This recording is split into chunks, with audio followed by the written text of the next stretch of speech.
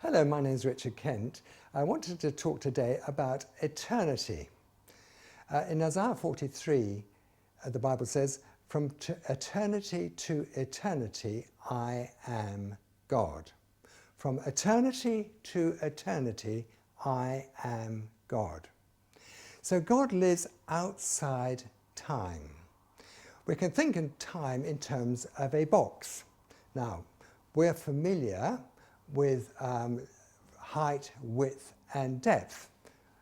You live in a room, you're probably sitting in a room now which has height, width and depth. However, the fourth dimension is actually time, which you can think of as a box outside height, width and depth. Actually, there are 11 dimensions that humans know about. There may be more that we don't know about, but there are 11 dimensions that we know about. They're mostly in subatomic physics with quarks and things like that. But we're just concerning ourselves now with the concept of eternity, because God lives outside eternity.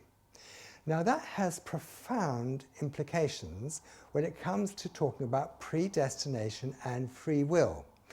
Now, on television, I have seen many debates about predestination and free will. In other words, which is correct, predestination or free will? Well, the answer is, from God's perspective, there is no argument at all. There is no argument. It's very, very simple if you understand eternity. If you understand eternity, you'll know from Ephesians chapter 1 that God chose us before the foundation of the world. God knows the number of hairs on our head and our thoughts as we are thinking of them, and the number of our days. So altogether, at any one time, even though there is no time in eternity, God sees us as we were formed in our mother's womb. He sees us as we were chosen before the foundation of the world. He sees us right now, and he also sees us to us in the future in heaven, because he sees everything from outside time.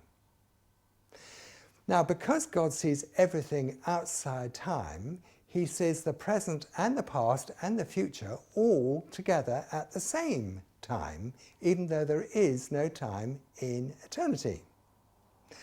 Now, when it comes to predestination and free will, man has been given free will to either do things right or do things wrong.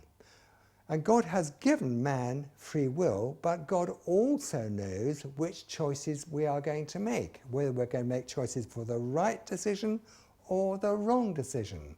So from my understanding of eternity, there is no conflict between predestination and free will, because God sees all of time, from the creation of time to the end of time, because he lives in eternity. So there is no conflict between predestination and free will. I hope you understand all that. It's just an interesting concept. God bless you and thank you.